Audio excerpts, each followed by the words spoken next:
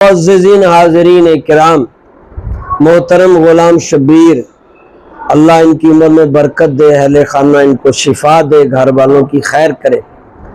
ان کے ہاؤس میں، گھر میں آج ہم میلاد شریف کے سلسلے میں یا سیرت النبی کے سلسلے میں ہم گفتگو کر رہے ہیں۔ اللہ رب العزت ان کی یہ کاوش خیرات کرنا اور یہ درس و تدریس کا انتظام کرنا باعث برکت بنائے، باعث بخشش بنائے، درجات کی بلندی، رزق روزی کے وسائل میں اضافے کا سبب بنائے۔ اس میں شک نہیں، جہاں اللہ کا ذکر ہوتا ہے وہاں رحمتیں نازل ہوتی ہیں۔ تو آج نبی پاک صلی اللہ علیہ وسلم کی ولادت باسعادت کی بات ہے۔ دو باتیں ہمارے لیے بہت اعزاز والی ہیں۔ ایک بات تو یہ کہ ہم ایسے رسول صلی اللہ علیہ وسلم کی امتی ہیں جو رسول سارے نبیوں کا امام ہے۔ اللہ نے سارے نبیوں رسولوں پر عزت، فوقیت اور برتری عطا فرمائی، اور ہم امتی باقی امتوں پر برتری حضور کی وجہ سے ہوئی، یعنی نبی بھی وہ سب نبیوں سے اعلیٰ اور امتی بھی باقی امتیوں سے اعلیٰ۔ یہ بات بہت ساری دلیلوں سے ثابت کی جا سکتی ہے۔ میں یہاں ایک حدیث حضرت عبداللہ بن عباس رضی اللہ نے جو بیان کی ہے، میں نے جمعے میں بھی بیان کیا تھا کہ اللہ تعالیٰ اور موسیٰ علیہ السلام کے درمیان گفتگو جب ہو رہی تھی تو موسیٰ علیہ السلام نے عرض کی، اللہ کو مجھے تم نے بہت نوازا ہے، کلیم اللہ بنایا، بڑا شاید کسی اور نبی کو مقام یہ نہیں ملا، ہم کلامی بڑی۔ اللہ فرمایا، ہاں موسیٰ آپ بہت عاجزی والے تھے، ہم نے آپ کو پسند کیا اور نواز دیا۔ اور ایک بات یاد رکھو موسیٰ کلیم اللہ، جب تک تم زندہ رہو شکر کرتے رہنا اور توحید اور حب محمد صلی اللہ علیہ وسلم پر قائم رہنا۔ اب موسیٰ کلیم اللہ نے جب توحید کو بھی جانتے ہیں کہ توحید زندگی ہے، توحید نہیں ہے تو کفر ہے، اور شکر بھی نعمتیں بڑھاتی ہیں، وہ بندہ کیا جو شکر نہ کرے، بلکہ ہمارے رسول صلی اللہ علیہ وسلم نے فرمایا کہ بندوں کا بھی شکر ادا کرو، اللہ کے شکر کے ساتھ بندوں کا بھی۔ مجھے پانی دیا شکریہ بھائی، مجھے جگہ دیا شکریہ، اللہ کا شکریہ تو کرنا ہے پہلے، لیکن اس کے ساتھ بندوں کا بھی۔ یہ اللہ کے نبی نے فرمایا، شکر کا بھی سمجھ تھا کلیم اللہ، لیکن محمد کی محبت کلیم اللہ کو پابند کیا ہے۔ یہاں بات جب آئی تو عرض کرنے لگے، اللہ محمد صلی اللہ علیہ وسلم کی محبت کیا ضروری ہے؟ توحید کے ساتھ ضروری ہے۔ تو اللہ فرمایا، ہاں اس لیے ضروری ہے، اگر میں محمد صلی اللہ علیہ وسلم کو پیدا نہ کرتا تو کوئی چیز پیدا نہ کرتا، یہاں تک کہ جنت، دوزخ، زمین و آسمان، رسول، نبی، اور آخر میں اس حدیث کا جو عبداللہ بن عباس نے فرمایا، ولا یاک، کلیم اللہ تمہیں بھی پیدا نہ کرتا۔ یہاں پر کلیم اللہ کو احساس ہوا یا علم بڑھا کہ مجھ سے برتر ہستی محمد صلی اللہ علیہ وسلم کی ہے۔ ولا یاک، اے موسیٰ اگر میں محمد صلی اللہ علیہ وسلم کو پیدا نہ کرتا تمہیں بھی پیدا نہ کرتا، کچھ بھی نہ کرتا۔ تو جب تک کلیم اللہ رہے وہ اللہ کی توحید کے ساتھ محمد صلی اللہ علیہ وسلم پر درود اور شان، بلکہ سارے نبیوں کا وتیرہ رہا ہے۔ آپ جانتے ہیں کہ عیسیٰ علیہ السلام آخری تھے نبی سے، نبیوں کی کڑی میں ہمارے رسول سے پہلے آخری نبی تھے، تو انہوں نے بھی دعا کر دی کہ اللہ کہ مجھے اس امت میں بھی بھیج، یعنی نبوت کا بھی اعزاز ہے، امتی بن کے آنے کا بھی، محمد کا امتی بننے کا بھی اعزاز ہے۔ یہ دعا کی تھی باقاعدہ موسیٰ علیہ السلام، اور یہ میں اپنی صرف کتب سے نہیں پڑھا، الحمدللہ قرآن کے حفظ کے علاوہ جو مکس شدہ کتابیں ہیں، صحیح تو نہیں رہی، تورات، انجیل، زبور، صحائف، میں نے اسے بھی حفظ کیا، اس کا بھی سرٹیفکیٹ لیا، نالج چاہے جتنا بڑھنا۔ تو اس میں بھی یہ بات میں نے دیکھی کہ کلیم اللہ نے اپنی امتیوں سے آخری خطبے میں کہا کہ میں تو جانے والا ہوں، میرے بعد جو رسول آئیں گے وہ اتنی شان والے ہیں کہ میں تمہارا پیغمبر عیسیٰ ان کے جوتے کے تسمے باندھنے کے بھی قابل نہیں سمجھتا، یعنی عاجزی سے، ان کا اتنا مقام ہے، یعنی تعریف کر رہی ہے، ان کی بائبل میں پڑھی لکھی ہوئی، ہماری بھی تفسیر میں موجود ہے۔ تو وہ تاکید کر گئے کہ میرے بعد جو رسول آئیں گے تم ان سے وابستہ ہو جانا، بہت عظیم رسول ہے۔ تو یہ رسول ہمارے پاس عظیم آئے، تو یہ ہمیں اعزاز ہے کہ نبی صلی اللہ علیہ وسلم فرمایا کہ جنت میں بھی ہم پہلے جانے والے، میری امتی پہلے جانے والے، اور آخر میں بھی ہم جانے والے، یعنی امتی پہل جنت میں ہم کریں گے تو باقی امتیں آئیں گی۔ اور آخر میں اس لیے کہا کہ جس کے پاس کلمہ سچے دل سے پڑھا ہوگا، اللہ کو ایک مانا ہوگا، شرک نہیں کیا، محمد صلی اللہ علیہ وسلم کو آخری رسول، وہ بالآخر دوزخ سے آخر میں نکال کر جنت میں جائے گا، آخری جنتی، یعنی صرف اس نے صرف یہ کہا تھا لا الہ الا اللہ محمد رسول اللہ، اور کچھ نہیں کیا تھا، نہ نماز، نہ حج، نہ روزہ، نہ کچھ بھی، کفر بھی نہیں کیا تھا، اس پہ مر گیا، وہ ساری زندگی نافرمانی میں گزری، بالآخر وہ بھی آخری جنتی ہوگا، یعنی آخر بھی ہمارا قبضہ جنت میں، شروعاتی بھی۔ تو اللہ نے فرمایا وَمَا أَرْسَلْنَاكَ إِلَّا رَحْمَةً لِّلْعَالَمِينَ، اے نبی صلی اللہ علیہ وسلم ہم نے آپ کو رحمت بنا کر بھیجا عالمین کے لیے، عالمین پوری دنیا۔ پہلے رسول قصبوں، شہروں، علاقوں، زبانوں، قبیلوں میں آتے تھے، یہ عالمین پوری کائنات کے رسول، وہ زمینی کائنات ہو، تہ زمین میں ہو، سمندر کے اندر ہو، ہوا میں ہو، قشر ثقل سے باہر ہو، آسمانوں کی تہ میں ہو، جہاں تک رب کی ربوبیت کا ڈنکا ہے وہاں تک ہمارے پیارے رسول کی رسالت کا ڈنکا ہے۔ کوئی جگہ ایسی نہیں، کوئی تخلیق اللہ نے ایسے نہیں بنائی جہاں تک اللہ تعالیٰ کی ربوبیت نے اپنا دائرہ کار بچھا رکھا ہے، اللہ تو اس سے بھی وسیع ہے، لیکن تخلیقات کی بات ہو رہی ہے، وہاں تک اس نے اپنے رسول کی رسالت کا ڈنکا بھی بجا رکھا ہے۔ آپ کو یاد ہوگا کہ حضرت آدم علیہ السلام کو جب بنایا نا تو مکالمہ ہوا، جب اللہ کے ساتھ آدم سے جب مکالمہ ہوا تو حضرت آدم علیہ السلام سے بھی اللہ نے یہی فرمایا کہ اگر میں محمد صلی اللہ علیہ وسلم پیدا نہ کرتا تو آپ کو پیدا نہ کرتا، لیکن یہ نور محمد آپ میں منتقل کر رہا ہوں، پشت نیک پشتوں نیک رحموں سے ہوتا ہوا، جب میں چاہوں گا دنیا میں لے آؤں گا۔ پھر یہاں تک بات نہیں رکھی، پہلے انبیاء کی روحیں بنائی۔ تیسرے سپارے کا آخری رکوع پڑھ لینا، کیونکہ میں تو شارٹ کٹ بات کر رہا ہوں، زیادہ لمبی ڈیٹیل سے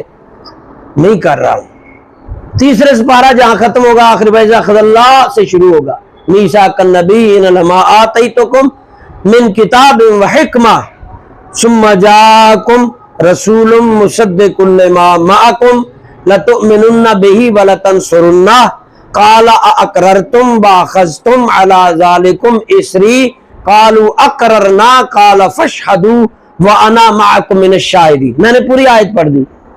روح انبیاء کٹھی 1.25 لاکھ کم یا زیادہ جمع کر کے اللہ رب العزت نے فرمایا کہ میں رسول تم سب کو نبی پیغمبر بنایا، یہ بڑی شان ہے، لیکن ذہن میں رکھو جب بھی میرا رسول آئے، جس پیغمبر کا دورانیہ ہو وہ اس رسول کو یاد رکھے، درود پڑھے، اور جب بھی میرا رسول میری مرضی ہوگی جب بھی بھیجوں، اپنی رسالت کو چھوڑ کر، منصب نبوت رسالت کو چھوڑ کر اسے آگے کرے۔ اور اسی حکم کے تحت میرا حج کی رات سارے نبی پیچھے کھڑے رہے، مصلی خالی تھا، ایگریمنٹ ہوا تھا اللہ کے ساتھ کہ جب بھی میرا رسول آئے تم نے اپنی سیٹ چھوڑ دینی ہے، یہ سیٹ میرے رسول کو دے دینی، وہ اسی کے لیے سب کچھ بنا ہے۔ تو یہی وجہ تھی کہ رسول جب آئے مصلی خالی تھا، آدم بھی موجود تھے، ابراہیم بھی موجود تھے، تھوڑے نبی رسول شانوں والے ہیں، کلیم اللہ، ذبیح اللہ، خلیل اللہ، کیا کیا نام ہے، لیکن خالی رہا کہ وہ بات یاد ہے، اور پھر نبی امام ہمارے بنے۔ تو یہ سارے نبی تذکرہ کرتے گئے جب ہم پر نبی صلی اللہ علیہ وسلم آئے، لیکن کیونکہ یہ عالم اسباب ہے، پیر کا دن تھا، رات جا رہی تھی، صبح آ رہی تھی، پھر عجیب ٹھنڈک تھی، ربیع الاول کا مہینہ تھا، پھر ایک دم سے حوریں آ گئیں، پھر وہ قبر سے اٹھا کر بی بی مریم اور آسیہ کو بھی بھیج دیا، آمنہ رضی اللہ کے پاس جاؤ، ولادت سعادت کی گھڑی ہے۔ پھر وہ جب جمع ہوئی بی بی آمنہ کے پاس، شاید وہ جو عورتیں درد تکلیف سے بچہ جنتی ہیں، یہ کوئی معمولی بات تو نہیں ہے۔ حضرت شیخ سعدی نے اپنی کتاب میں لکھا ہے انہوں نے لکھا ہے پندنامہ میں کے اندر، کیونکہ میں نے ان کی تقریباً ساری بکس پڑھی ہیں، کریمہ سعدی، بدائے منظوم، پندنامہ، گلستان بوستان، اللہ کا شکر ہے وہ دور اچھا تھا جب کچھ صحیح پڑھتا تھا تو بندہ بن جاتا تھا. اب تو دور ہی آرٹیفیشل آ گیا ہے، ویسی تعلیم نہیں ہے علماء کی، کیونکہ جدید چیزیں ایڈ کرنی پڑتی ہیں، اس کی بھی ضرورت ہے. تو حضرت فرماتے ہیں شیخ سعدی رحمت اللہ علیہ کہ دنیا کی جتنے درد اور تکلیفیں ہیں نا، ساری ایک طرف سب سے سخت تکلیف ماں بچہ جننے کے وقت جھیلتی ہے. یعنی جتنی درد بچہ پیدا کرنے میں ہوتی ہے، ساری دردیں پیچھے، یہ سب سے سخت درد. لیکن حضرت آمنہ فرماتی خارج منی نور، مجھ سے تو وہ درد نہیں ہوئی، بس ایک نور کی لاٹ سے نکلی ہے، کیونکہ وہ اعزاز تھا. عام بچوں کی طرح ولادت نہیں تھی، عام بچے نہیں تھے، نبی تھے، رسول، ختنے کیے ہوئے، غسل دیے ہوئے. اور پھر یہ کہ آنے کا مطلب مقصد بھی یہی تھا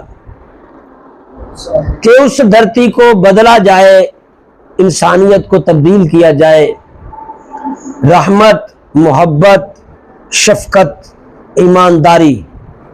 مجھے یاد آتا ہے وہ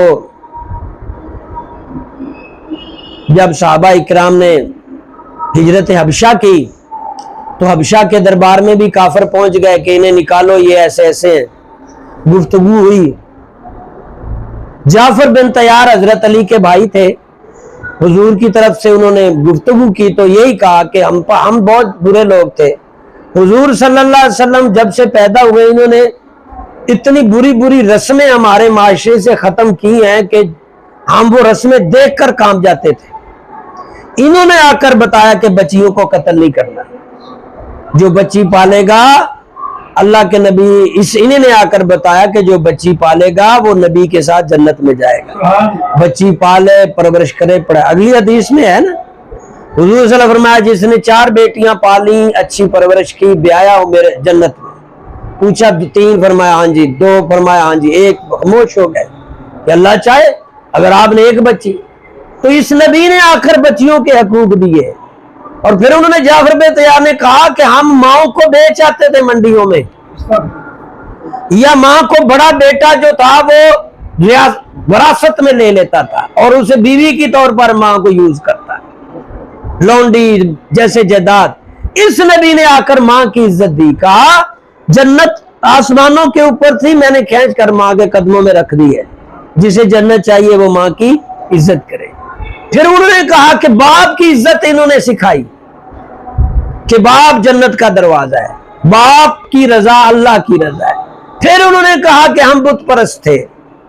انہوں نے آ کر توحید بتائی کہ اللہ وحدہ لا شریک ہے، اس کے ساتھ کوئی شرک نہیں کیا جا سکتا، وہی زندہ اور کرتا ہے. پھر اس نے آ کے اخلاقیات سکھایا کہ کہیں جھوٹ نہیں بولنا، اپنا ترازو تول ناپ خراب نہیں کرنا. اسی رسول نے آ کر کے بتایا غریب پروری کرنی ہے. اسی رسول نے عورت کو عزت دی، مرد کو. اور پھر وہ جعفر بن طیار کا جو جملہ تھا کہ انہوں نے آ کر کے بتایا کہ جو غریب ہیں تمہارے متحد ہیں وہ بھی انسان ہیں، ان کے بھی حقوق ہیں. منڈیوں میں بیچے جانے والے انسانوں کو روک لو، ان کو عزت دو، حقوق دو، تحفظ دو. تو گویا ایک جامع گفتگو تھی جعفر بن طیار کی، جو آج اگر ہم مسلمان اس گفتگو کو ہی دیکھ لیں تو ہمارے لیے کامیابی دور نہیں. آج ہماری ناکامی کا ذریعہ صرف عشق رسول کا وعدہ ہے، دعویٰ بس. عمل سے زندگی بنتی ہے جنت بھی جہنم بھی. میں ابھی تھوڑی دیر پہلے نا ایک شاگرد کی ویڈیو، میرے کیونکہ کافی علماء شاگرد بھی ہیں، میں نے بہت پڑھایا ہے، اب تو ہم ریٹائر لائف جوائن کر رہے ہیں. تو میں دیکھ رہا تھا کہ اس نے جلوس کے اندر یہ عید میلاد جلوس وہ بندے بھی لے کے جا رہا تھا جو کبھی مسجد میں نظر ہی نہیں آتے، صرف عید پہ نظر آئے ہوں گے شاید. اور اس گروپ کے اندر میں نے وہ بندہ بھی دیکھا جو 10 سال 8 سال عید بھی نہیں پڑھی، اس نے نماز تو دور کی بات ہے. اب اس نے قائل کیا ہوگا نا کہ آؤ جلوس میں یہ ثواب ہے. کاش یہی زور لگا کے جلوس کی بجائے نمازی بنائیں، نبی کا امتی بنائیں. اور میری مسجد کے دائیں بائیں گلی میں ڈھول پٹاخے ساری رات، لاکھوں روپے. میں جانتا ہوں ایک بندے کو اس نے 8 لاکھ کا لنگر کھلایا، اور میں دعوے سے کہتا ہوں وہ 500 مسجد کے بل ادا کرنے کے لیے تیار نہیں، اور وہ چہرہ مسجد میں لے کر عید کو ہی جاتا ہے. یہ نہیں، جھوٹ ہے، تضاد ہے. میلاد تب پورا ہوگا جب میلاد والے کی پوری سنت. میں نے ابھی جعفر بن طیار کا میلاد منانا سکھایا نا، آپ کو سنایا ہے. یہ بھی انہوں نے میلاد منایا تھا حبشہ میں، کہ انہوں نے وہ شکلیں، وہ صورتیں، وہ قانون، وہ آئین جو نبی لے کر آئے، جو انسانوں کے لیے مفید ترین تھے، وہ بیان کیے. اور میں وہ جب پڑھتا ہوں میرا ایک ایک نقطہ ایک بڑی کتاب بنتا ہے. کہتا تھے ہم درندوں جیسے تھے، ہمیں انسانیت نام کی کوئی چیز نہیں، یہ رسول آئے ہیں، ہمیں انسان بنائے، ہمیں حقوق دیے، ہمیں عزت دی، ہمیں انسان بنایا، سکھایا حلال کیا ہے حرام کیا ہے، رسپیکٹ دی. تو میرے بھائیو لاکھ جلوس نکالو، پٹاخے چھوڑو، لنگر کھلاؤ، وہ تمہارا فعل ہے. لیکن میں یہ کہنا چاہتا ہوں جب تک نبی کا عملی نمونہ نہیں بنو گے سب جھوٹ ہے.